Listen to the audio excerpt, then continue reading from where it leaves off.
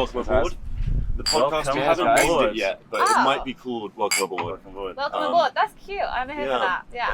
It's in the making. We'll come up with a title once we finished all the episodes. But got to represent this. That. Let's start off with some introductions. Being an audio medium. Becky, Piet. Wait. Yeah, go for it. Who are you? Introducing myself to our viewers. Hello. We've got camera there, and camera here. So this is a really good affair. I'm Becky Owen, CMO of Billion Dollar Boy. You don't have to talk to every camera. I feel like I'm in a reality TV show. Yeah. Just we're talking with one another. The cameras will do their job. Nice to meet you. I'm Pete. Yeah, I'm also a $1 billion boy with Becky, and I head up our growth. So yeah, been a long time. Yeah, Becky, more recently for you. 3 months. Yeah, 3 months on the job. How are you finding it? Good, fast, wild, running, and not knowing what I'm doing in the best possible way. Perfect. Yeah. That was her interview. Yeah. 7 years, you said? It's five and a half years. Okay. Yeah, and still enjoying it? Yeah, I mean, it's changed loads. But yeah, loving it, and it's just getting better and better. So that's awesome. I think this will be great for us today because we're going to spin the clocks back a bit, maybe around 5 years, and ask you your experiences around then.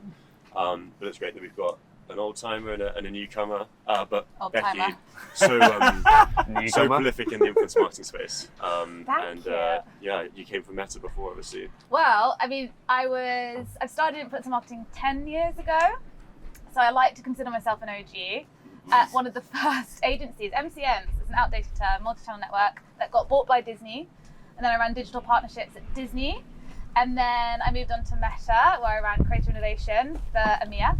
And then I hired $1 Billion Boy all the time as like my preferred partner, worked with Pete. And then the stars aligned and decided to come over for some reason. Yeah, we're like, shit, she's good. She knows more than us. Yeah. Good. That's awesome. We've got a theme today. Yes. Room 101. I love that. I think you're the best at actually introducing Room 101. Can you explain to us what we're... So, wait, I had to actually research it. So it was a show. Do you remember this? I remember it. It was like a BBC Two show. BBC Two show. Yeah. Frank Skinner did it. It was comedians would come on and they'd talk about, I think there's a concept, like Room 101 is like the basement.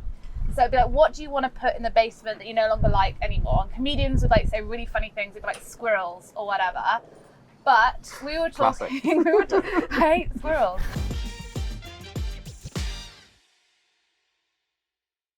Something I really liked about it when you spoke about it with me was looking at the things that we hate in the influence marketing industry, but with a different spin in terms of with the position of us caring so much about this great opportunity to really elevate marketing. Yes.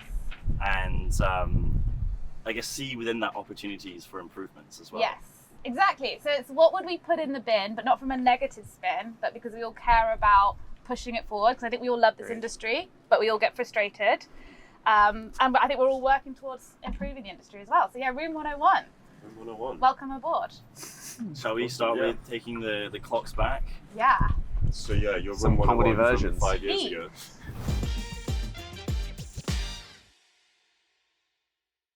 Well, as I said, I mean, not quite 10 years like old-timer Becky, but it is mad.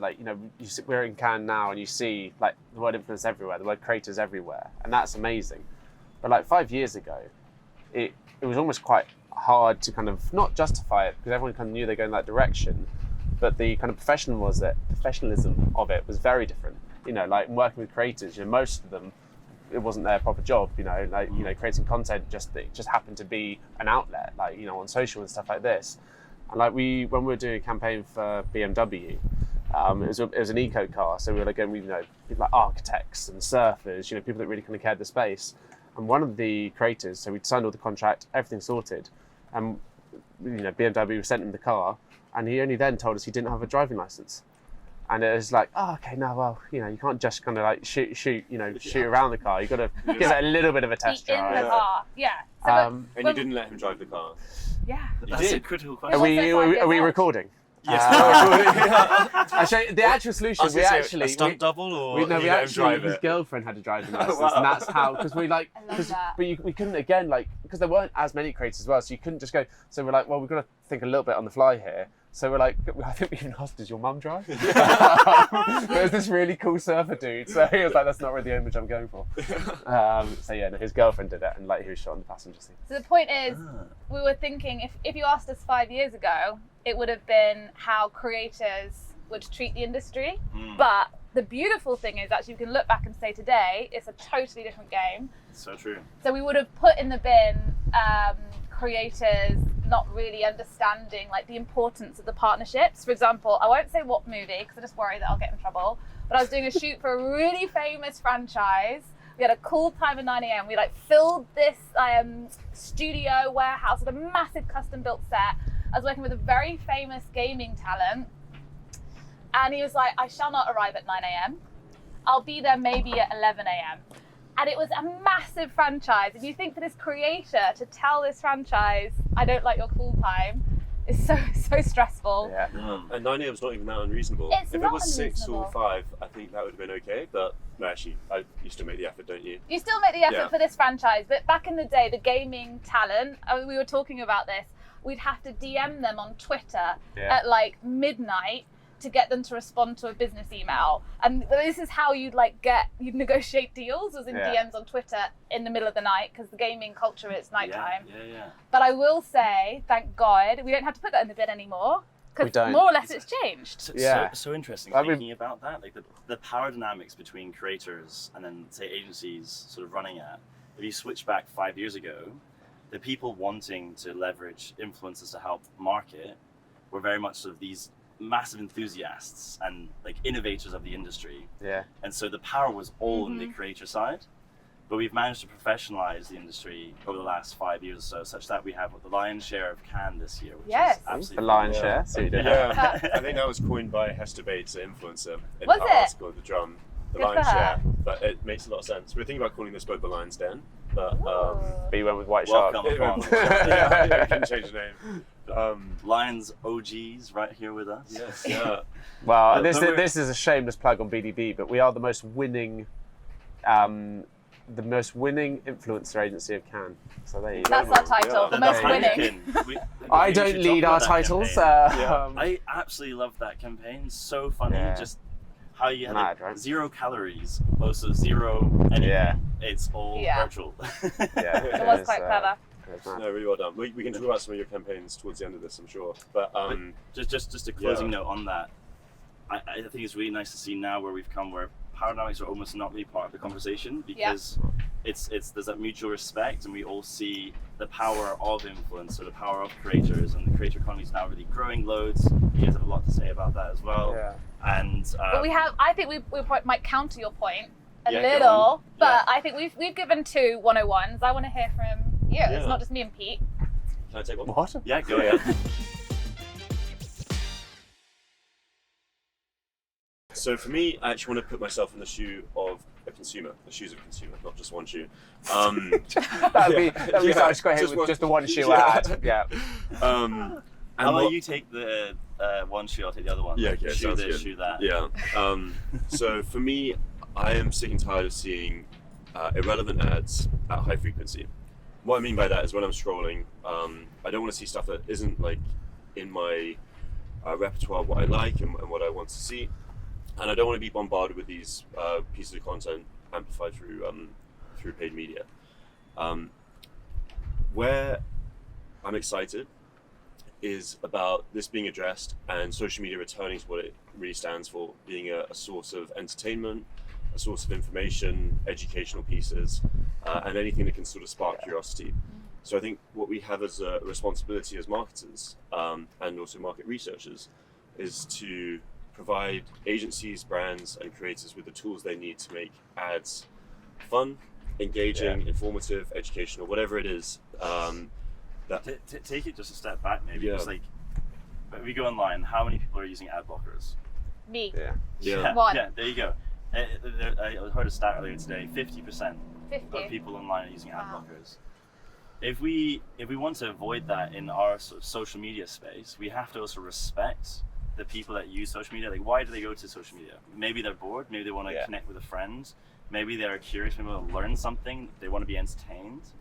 If we're bombarding them with ads, it's going to ruin that experience, and we're going to have innovations where we create ad blockers in social media platforms as well, right? That's where I think like creators though are so awesome, because they, yes, like, you know, when we give them a brief to create an ad, there are certain bits we need to do, and we'll touch on in a bit how brands can go a bit too much sometimes. But the thing is, now there is that, it's that partnership, and the creators will create a thing that is right for their audience and that piece of content. And even if like you then that asset's then used for paid, the essence is still there. Like it's still, you know, a piece of content that has a retention rate. It's got all this because it's entertainment. So that's always you use that word of relevancy, and I think that really comes into this. And we spoke about communities a while back, and I think that's historically the last 5 years. I think the marketing space has been so obsessed with targeting. They've really thought about people in like clear demographical sense. They thought about them in terms of age, gender, location. Maybe some were smart enough to think about psychographics and so forth. Really hard to target people on psychographics. But the thing is, like, the reason why we skip ads or we just find ads so frustrating is because it's completely irrelevant. However, if you don't think about targeting from a pure media buying standpoint, if you think about it more as how can we leverage creators who are representative communities, they all share a voice, they have same values, same affinities, you can make it relevant. So putting unrelevant ads at scale in Room 101. You're so on this, this game of Room 101. Throw it down the barrel. I want to be crystallized. With the squirrels. Yes, and we should change it. As this, like, we're on a boat, instead of Room 101, we should call it Overboard. Overboard. And this, what are we chucking overboard? Oh, I love that. That's a really good idea. There you go. Yeah. Shit ads. Overboard. And allow it. See, I actually thought of that whilst walking here, but I wanted to drop it. Nice. Are you being serious? Yeah. I'm livid. I'm So, livid. irrelevant ads with the plank. What's as the well. plank? Sorry guys, but yeah. What are you thinking? I don't know. God. I think that calls Drowning. for some more champagne. Could you do a little... That was very good. I Tough up. enjoyed all of that. Also, question, is relevancy the new authenticity? Because I'm Good hearing question. that being thrown around. Oh my god, so true. Whenever I hear about different kinds of campaigns, another thing I guess I find frustrating is we put them into buckets of awareness, consideration, and conversion. It's almost like people think of consideration as the mid-funnel, but it's not the mid-funnel.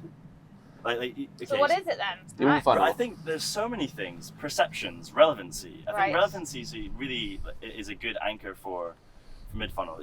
You capture attention and interest with a nice frame, a call out, something. But we're seeing 6,000 ads a day.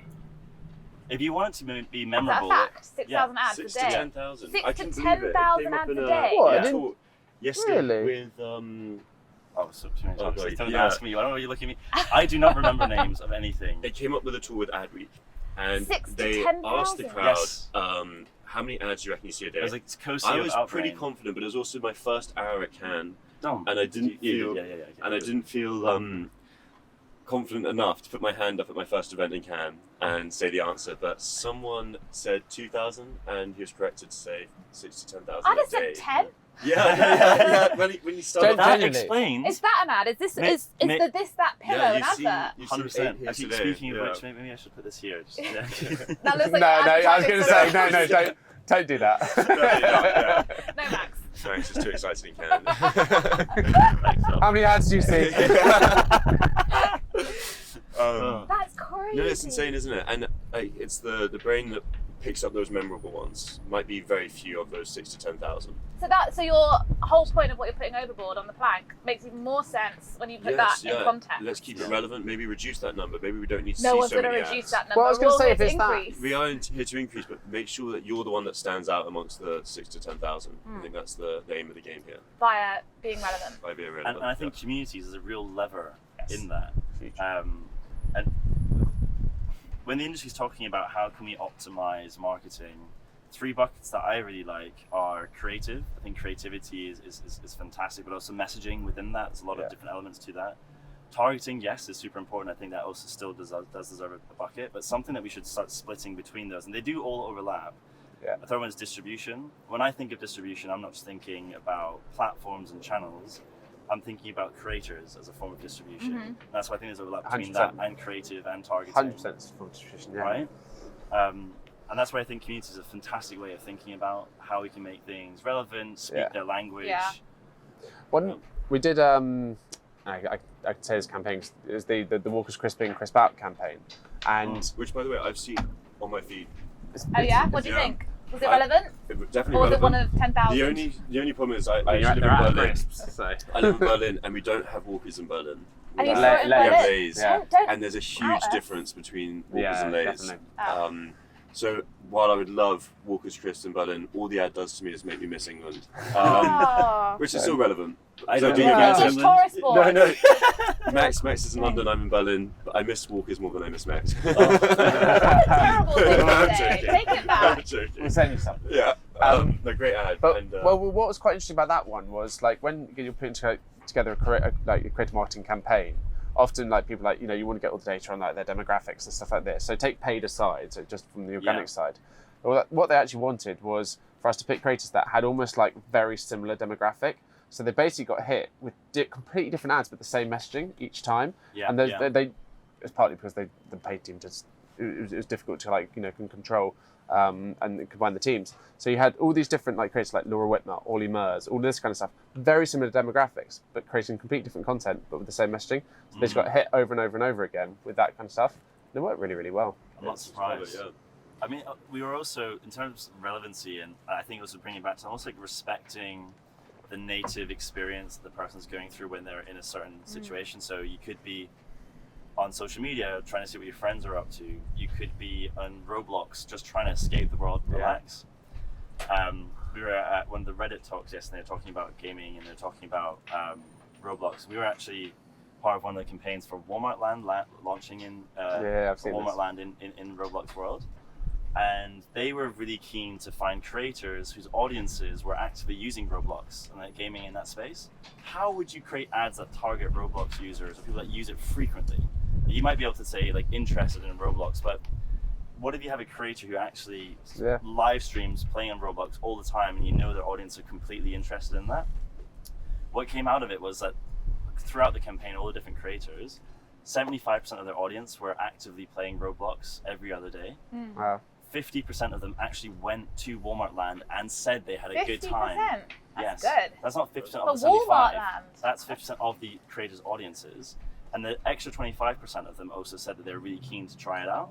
So that shows you how relevant it is, which is also really important because the other thing to think about in that space is if people are going there to relax and just like unwind, they don't want to be bombarded with ads or brands. We need to make sure that we still make sure that these people are having a good time.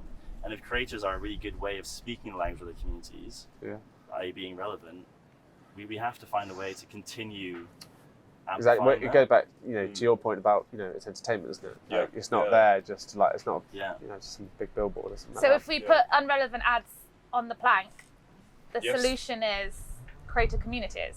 Yes. That's what you're saying. Yeah, it's an element of that, for sure. Can I ask a question? So our head of strategy, Charlie, plug for her, she's amazing. She talks about Big up, Charlie. Big up Charlie. She talks about the death of the demographic. Because, and I actually am going to put this in the Walk the Plank Room 101. Overboard. Because we're talking about the briefs that we get and how we get a really similar format of brief, like every brand's asking for the same thing. And right now it's Gen Z and go viral. And she gets, because then the brief comes to her, right? Like, how do we strategize this? She said, there's no strategy. Gen Z, what does that mean? They're like 12 to, I don't know, that gives me anxiety. Yeah, I think 25. Gen Alpha. 25. And so the death of the demo is something that she talks about all the time. But in your experience, would you put the death of the you put demographics on the plank? This Walk was the plank? even on our website. So Is we it? used to have a picture of Ozzy Osbourne and Prince Charles, now King Of Charles. course you did. And I was trying to think. Can't wait to as see you how were this is saying related to what you just said. Yeah. No, so I'm it's, in. it is. So I want to remember the. Oh yeah, thank you. But I'm trying to work out this. Do you need a hand? No, I got it. Prince Charles and Ozzy Osbourne were both born in the same year. Yes. They're both considered high net worth individuals. They're both considered to have been married twice, I think. They Yes. both love dogs. They both love dogs. On paper, and they both live in the UK. So on paper, they share the same demographics. Mm-hmm. Yeah. But in reality, they couldn't be more different from one another. Wildly different. Yes, one bit the head off a bat. Yes. And then Which one was it? And, yeah, exactly. Yeah. Cut that. Yeah. No, I don't want to get murdered. I don't know if I was What do you think's going to happen? Sharon, I but, don't know. I panicked. If King Charles listens to this podcast, Yeah. let's just let it He happen. We've listens done our to job. everything I do. It's really creepy. So yeah, of course, demographics, and that's something that we really care about. It's a separate product that we have launched, but effectively we're really interested in serving influencers audiences, so that we can pick up on different groups of people based on demographics. Oh, sorry, on psychographics, based on psychographics, based on behaviours, based on interests, based on shared. I can give a few examples there as well. Like, humor. so in our surveys, we also are looking at understanding the consumer. So sorry, I guess context. We do brand lift at I ThisThat's. love how you keep looking at the camera. I'm doing the same. Yeah. We do brand lift. Yeah. Just so you know. This is our ad. And is it relevant? Yes, it is. Yeah. Is it entertaining? Hell yeah. Good. A unique way in which we provide our solutions, rather than going through paid for survey platforms with like a panel and so forth, we actually find a way to engage creators' audiences to share their opinions, and so we get feedback from communities directly. And so we use that as an opportunity to also learn from their audiences. Nice. And in that, we ask questions to make sense of their interests and how they're aligned with the creators. So rather than just asking age, gender, and stuff that would be typically demographics, say you're working with a dermatologist brand that's in the beauty space, we might ask you, are you like a skincare obsessive, or do you love makeup, or are you someone who uses the bare minimum? If you're looking at gaming, you might say, like, what kind of games do you like playing, or how frequently do you like playing? These are things that we should be looking into way more. And it's also something that you can then start attributing to creators and trying to understand their audiences. And I think within what we do, there's a real cool opportunity to help influencers understand their superfans way more. Definitely. How so do you that they do can that? be more relevant. How do you help them identify their superfans? So you would be able to understand from brand lifters trying to understand how effective was a campaign. And it could be cross-funnel from awareness through to relevancy, in mid-funnel through to consideration and purchase intent, and everything throughout that. Within that, we're trying to understand, okay, so how effective is it? How relevant is it? From the creator's perspective, we can tell them, when we're also looking at the different kinds of audiences they have, which audience has piqued interest in this type of product. Is it actually relevant to their entire audience? Maybe this is not a great connection. Maybe they are actually a fantastic connection. They should be brand ambassadors. But also when we're looking at that, we can help them understand, is this kind of messaging that resonates with your audience? Yeah. This stuff doesn't necessarily. Also within the whole campaign, we can figure out, okay, your position is to really build advocacy with existing audiences of this product. Your relationship actually is building hype with people that are considering competitors. So you've got a different role to play in this kind of campaign. I think that helps not just the brand have more effective marketing, but also the creator understand their role and what is their value add, what is their superpower within the whole ecosystem or within that relationship with the brand. That's amazing, because it actually really also relates to the professionalism of it all. It's like it's not just about now how many followers you got, like that kind of stuff. It is what is the reason people are interested to know your opinion, your content, whatever it might be. Yeah, and it can tally up with that. Love that. So I'm really sticking on theme. Have you got to your 101 yet? No. I want to throw mine into overboard. Wait, I just you want to go. make sure we're like summarising. I'm a summariser. Please, I love that, Becky. So Are you going to send all the listeners notes? I do. I always summarise things with you as well. I think I probably do with you as well. Send you a summary note.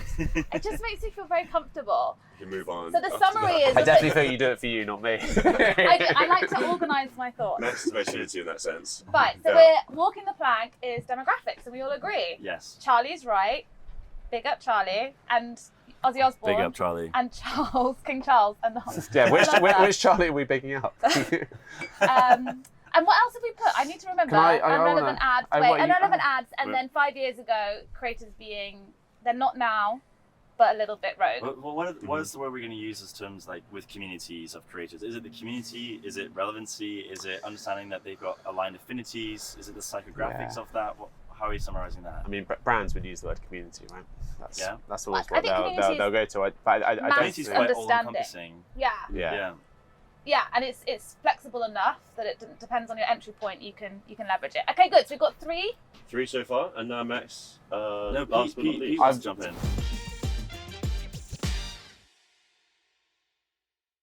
I want to throw something overboard.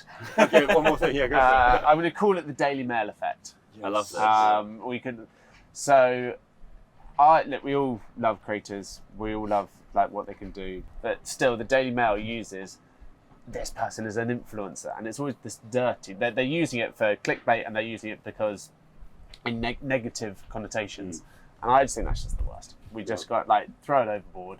Like it's not the case. Like no, it's not. And again, kind of like Love Island taking a selfie. We actually use some great people from social who from reality shows who have people like Sam Thompson who they're incredible content creators now. They're really funny. That just whole dirtiness. He's so good. He's a comedian. Big up Sam Thompson. Please like, comment, and share. Tag him. Wait, so hang on. So I just want to throw away the negative connotation, the Daily Mail effect of the word influencer, because it's just Kill it's it. not. But And also are you in favour of creator over influencer? No, Or it's the, rebranding it's the connotation. So Okay, I so- think it's more the perception. This is it's one of the only $1 billion industries, I think, in the world, apart from a naughty one, Yeah. that has... Which naughty one? I don't want to say it, because my mum might listen. So we've got King Charles, your mum. You got Becky's mum. Becky Owen. Sam Thompson. I love you. No, but it's a $1 billion industry that has disdain from the media, which is what you're articulating, yet it is driving for... Like, it's the number one thing. On the newspaper that you read today, influencer, like, as a report of Cannes, was, like, the number one word that they used. Yet, in the media, it is dismissed, which is the Daily Mail effect. So that 100%... Something that I do like within that, though, is I'd say, like, between 3 and 5 years ago, whenever I'd bring up influencer and that we work in that space, a lot of the feedback would be, oh, you just work with, like, bikini models or, like, Yeah. like Love Island type people. Yeah. I've heard that there's been way fewer and way less that's been brought up. But in our industry, but I think outside... No, I'm just speaking of when talking to friends. Outside now, Oh, yeah. I mean, now it's like, that was oh, like- nice one, guys. Yeah, It's like, yeah. There was that classic argument in the old days. Are I you think it boring was you, Becky? Okay, the only reason, just for the reality cameras, Becky's so busy. you've literally got me for 10 more minutes. yeah. I'm so sorry. Hey, I wait a was minute. actually just checking the time. Checking we, time, we yeah, didn't no. have a slot booked. I'm sorry. I don't know what I'm else not on the agenda, but I I'm just not a wanted to monster. add one last thing to that, and I think it's this this perception of influencer. Who was driving that messaging that it was dirty? Was it everyday people, or was it actually, the heads of marketing houses or media agencies saying we're still really into TV and radio, we still want to push this idea, Oh, and is the influencer conspiracy. something that we're going to try peg Big down the media. level How to? they've changed now. And I think Every that's- CMO wants to know what yeah, they're doing. exactly. I think that's been reflected in some of the acquisitions recently. That's a through really good WPP. point. It's now, in my opinion, influencers, surpass TV, radio, out of home. Well, Well, you're saying in your opinion, we're in my- seeing the yeah. data every day. Like, Yeah. can I mean, we back can- it yeah. up, Well, feel And confident I saying think that. it's just, it goes to show, like, how often do people actually tune into terrestrial television? Well, here you outside go. of sport, maybe? L'Oreal, probably the biggest marketing company in the world. They spent more money on influence last year than they did TV. Amazing. And I think that helps with the credibility of influencer, and it changes that perception from bikini models and reality TV stars to mass marketing I mean, at scale. also being able to really drive an impact. I had a fantastic conversation. Actually, when I was in Berlin, we were at the equivalent of like The IMTV in Germany Bundesverband for influence influence marketing. marketing. Yeah. And they brought a bunch of thought leaders in Europe. A lot of amazing things out there, actually. The founder of Core Square came on and spoke about us having to be responsible. And I think that was a really nice thing of like, now that we've hit critical mass, we're moving from early adopters into mass market. Us as sort of OGs of the industry. I don't know if I can put myself in that bracket, but maybe, I don't know. Wait, how we long, need how long have you been around? Let's see. We've been around 6 years. 6 but years? Within influence marketing OG. for 4 If years. you're an OG, you're an OG. Yeah. What's- I think you could be an old timer. Oh, no, you're an old timer. I'm an that OG. was me, I think. But just Apologies. bring Sorry, that I to the distracted story you. of the power of influencer. He was mentioning how a friend of his wife needed bone marrow, and they couldn't find bone marrow anywhere in France. And so he used his platform, it's like an influencer selection platform, a campaign management platform. He used that to find creators that were active in encouraging people to donate blood and other things like that. He ran a campaign and over 3 weeks got more donations of bone marrow than France got in the entire last year. That's wild. And then But that's this not reported at person scale. this person managed to get bone marrow. And so what I thought was amazing there is that we actually have real opportunity. Like if we're talking about also changing politics or anything like that, not necessarily to get political in that, but it's all driven by culture. And we have, I thought that was really interesting to throw a spin on how we can be really responsible in this place and have a great role in this. Please, Becky. Yeah.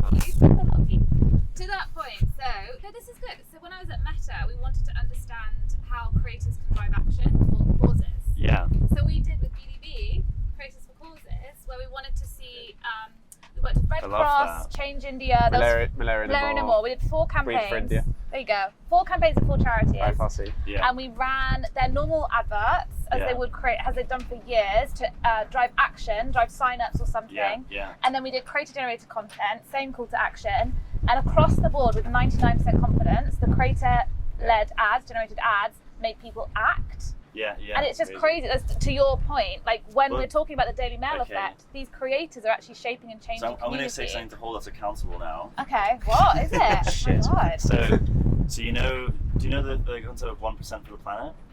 The what? Say that again. It's 1% for the planet. It's like a portfolio of organizations and non-for-profits and charities that help with carbon emissions and things that we can do to help the planet. So Quentin, the co-founder of Coal Square, is trying to encourage stakeholders in our industry to create something like that, but for social media. I've since been thinking about that and speaking with a few people. I really like this idea of like 1% for people, but you just said creator for causes. Yeah. Maybe that's a better name. You can't have it. I'm joking. The idea is that we would, as sort of platforms in this industry, putting $1 billion or in this, that as platforms in the industry, commit to putting 1% of the revenue that we generate, or no, it's not 1% of revenue, I think it's 1% of our profits, towards these kind of initiatives. That's amazing. So funding creators or projects or research that we can do in that space to drive change. Yeah, if it's such a powerful tool. Yeah. Yeah, and then maybe that'll help. I do think, Dom, you made such a good point of like, why is the Daily Mail effect existing? And because I do think it was very threatening to begin with. And very like the professionalism wasn't there. And I think this is what Ed, one of our co-founders, said. He says we're flying the plane as we're building it. And I think a lot of industries are so established that sailing we're not the boat as we're building it. We're sailing the boat as we're building it. The flying is so true that I've heard that before. It's like you're building a plane as you're flying. Because it's terrifying, the idea of falling. Yes. Like in a boat falling off. I guess actually kind of terrifying if you're out in the ocean. You're with me. Pete's wrong. Just trying to be topical, guys. with time in mind, I'd like to be able to drop my. Yes, my please. This is the showstopper. This is the crescendo. How much time do you have, by the way? Can I say I've got one one. really quick, yes, one cool please. thing? I can do mine in 2 minutes. It's all really, good. really quickly. So on the same theme, especially because there is a guy very, very sad. He's got terminal cancer, and he's got this channel. I think it's called like Fuck Cancer or something like that. And every time he posts, he's like running around the whole coast of the UK, and he goes, "Don't donate, just follow me. Just follow me, and the more followers I get, the bigger brand deals I can do. And that is the best way to make money, and that is an amazing way. I love that. There you go. We'll put his handle in the Yeah, definitely. Max, you're the closer. What's the last thing to walk the plank? Dom spoke about shit ads and ads not being relevant, right?